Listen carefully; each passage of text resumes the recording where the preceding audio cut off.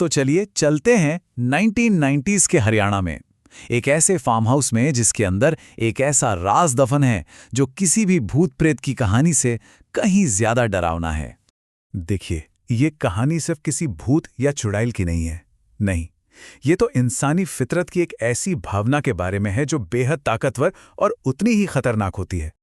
और इस पूरी कहानी की शुरुआत होती है एक फ़ोन कॉल से।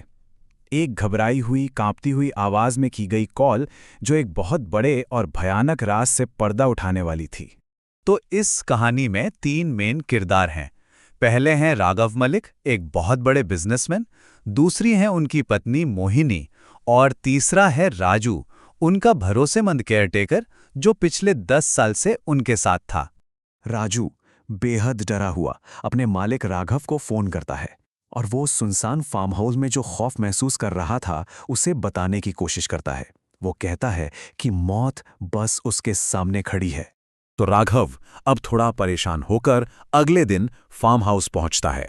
वहां उसे राजू मिलता है जो बिल्कुल सदमे में है, और फिर राजू उसे उस रात की खौफनाक कहानी सुनाना शुरू करता है। राजू बताता है कि इसकी शुरुआत बड़ी धीरे धीरे हुई। जब वो फार्म हाउस वापस लौट रहा था तो उसे बस ऐसा लगा जैसे कोई उसे देख रहा है, एक अजीब सी बेचैनी। और ये सिर्फ एक एहसास नहीं था, कुछ ही देर में ये एहसास एक खौफनाक मंजर में बदल गया। उसने खिड़की पर एक चेहरा देखा जो उसे देखकर हंस रहा था, और फिर पलक झपकते ही गायब हो गया। बात यहीं खत्म नहीं हुई। बाद में आधी रात के वक्त उसे खेतों के बीच एक साया, एक परछाई घूमती हुई दिखी। अब तो उसका डर और भी पक्का हो गया। और फिर ठीक रात के 9 बजे लाइट्स चली गईं, जैसा कि बिजली कंपनी ने पहले ही बता रखा था। पूरा का पूरा फार्म हाउस घने अंधेरे में डूब गया। और जैसे ही उसने इमरजेंसी लाइट जलाई, उस एक पल की रोशनी में उसने वो देखा जिसकी वजह से वो इतना डरा हुआ था। उसके ठीक बगल में एक औरत खड़ी थी जिसका कोई सिर नहीं था। अब राघव, जो खुद एक हार्ट पेशेंट था, उसे राजू की बातों पर बिल्कुल यकीन नहीं हुआ।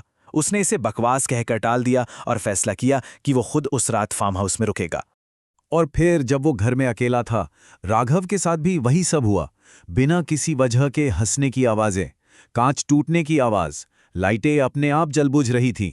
अब उसे यकीन होने लगा था कि राजू सही कह रहा था। वो पूरी तरह फंस चुका था और बुरी तरह डर गया था। राघव की हालत बद से बदतर होती गई, और आखिर में जब उस साए से उसका आमना सामना हुआ तो वो डर के मारे बेहोश हो गया। तो सवाल यह है, क्या वो फार्म हाउस वाकई में भुताहा है, या फिर पर्दे के पीछे कोई और ही कहीं ज्यादा खतरनाक खेल चल रहा है?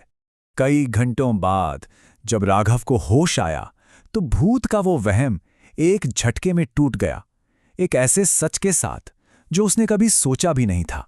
रात के 3 बजे जैसे ही लाइट वापस आई, राघव ने उस भूत को साफ साफ देखा, और वो कोई और नहीं बल्कि उसका अपना भरोसेमंद केयरटेकर राजू था।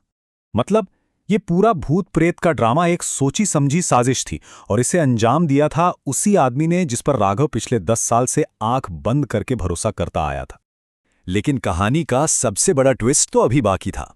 एक फोन बजता है, और उस फोन ने असली मास्टरमाइंड का चेहरा बेनकाब कर दिया। फोन मोहिनी मैडम का था। तो अब पूरी तस्वीर साफ थी।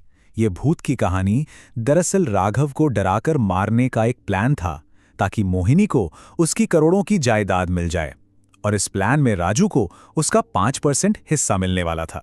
तो जब राघव के सामने इस धोखे का पूरा सच आया तो वो जो अब तक शिकार था, अब शिकारी बन गया। उसने एक ऐसी चाल चली जिसने पूरी बाजी ही पलट दी। राघव ने बड़े ही ठंडे दिमाग से राजू को एक ऑफर दिया, एक ऐसा ऑफर जिसे राजू मना ही नहीं कर सकता था। मोहिनी ने उसे 5% का वादा किया था। राघव ने कहा, मोहिनी के यहां आने पर उसे खत्म कर दो और प्रॉपर्टी का 10% ले लो। उसने साबित कर दिया कि इस खेल का असली बादशाह वही है। और इसके बाद जो हुआ वो था इस कहानी का खूनी अंजाम। मोहिनी वहां पहुंची ये सोचकर कि उसका प्लान कामयाब हो गया है, लेकिन राघव के कहने पर राजू ने मोहिनी को मार डाला। और फिर राघव ने अपना आखिरी तुर्क का इक्का फेंका। उसने बताया कि फार्म हाउस तो वो 1 हफ्ते पहले ही बेच चुका था। खबरों में ये कहानी एक क्राइम ऑफ पैशन बन गई। कि केयरटेकर ने मालकन को अफेयर के चक्कर में मारा और फिर खुद भी जान दे दी। और राघव वो पैसे और लोगों की हमदर्दी लेके इस सबसे साफ बच निकला। ये कहानी एक कड़वी सच्चाई सामने रखती है कि सबसे खतरनाक शैतान कोई भूत या पिशाच नहीं, बल्कि इंसान के अंदर का बेकाबू लालच होता है। लेकिन एक सवाल फिर भी रह जाता है, इस कहानी का असली शैतान कौन था? वो जिन्होंने ये साजिश रची, या वो जो उस साजिश से भी 2 कदम आगे ज्यादा बेरहम और चालाक निकला?